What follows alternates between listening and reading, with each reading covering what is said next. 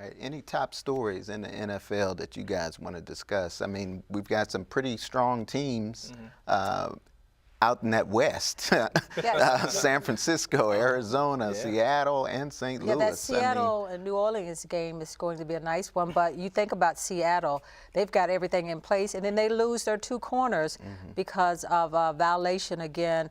Browner was just suspended last year for the last 4 games, and then he gets suspended for a year with this last violation. Then they lose another one. Loss and you're talking about these are 2 key players on your defense, and you're facing the Saints. Dumb move. I'm sure the 49ers are happy about that too. Right. but Seattle, you know, they deep. You know, so they're gonna be fine. They're gonna bounce back from that.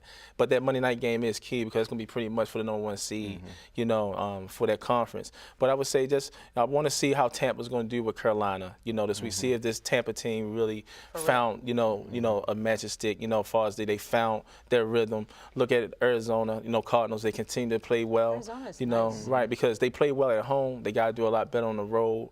The Rams showing the team that they can be, you know, something going into next year. And also watch out for the Pittsburgh Steelers.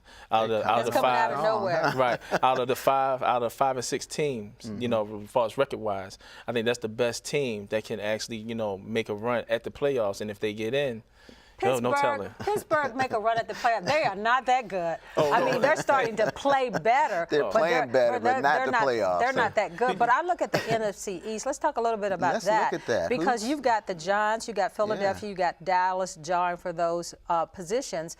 And Dallas ends up beating the Giants the week before, and Philadelphia had a bye week. They're starting to come. So that division is so up and down right now because Dallas, I don't know who's the best team right there because Philly seems to be with Foles at the helm, seems to be playing well. So I look for them to challenge for that division. So you think Philly? I like I picked Philly. Philly in the beginning of the season. But okay. Y'all the last ones. All right. Y'all the last ones to know not to doubt what team I say to watch out for. What about the Cowboys? I mean, the Cowboys interesting because last week with that Giants game, what I saw was Tony Romo recognizing his defense is garbage too. And he said, let me win with the ball. He's got to win it with the offense. And Des Bryant, he stepped up because football's all about situational, you know, situations. You can have the best offense in the league, you have the best defense in the league. But if you can't execute that play that you need at that right time, or if you can't make that particular stop, you're really not that good. They are learning how to play situational football, which something the Redskins had to learn. That was one game. No. That one game mean a lot because considering the way how Des Bryant has been coming up on 3rd and 7, catching that pass. So you think this is going to happen? It's something to watch out because it showed a lot of maturity from both players. Dallas is up and down too because one week they'll come out and play well.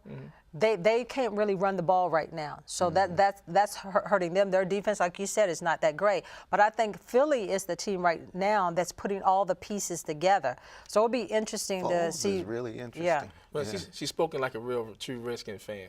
But watch out those Cowboys. No, I'm just telling the truth. They're not that great. Let's talk about the Redskins and the Giants.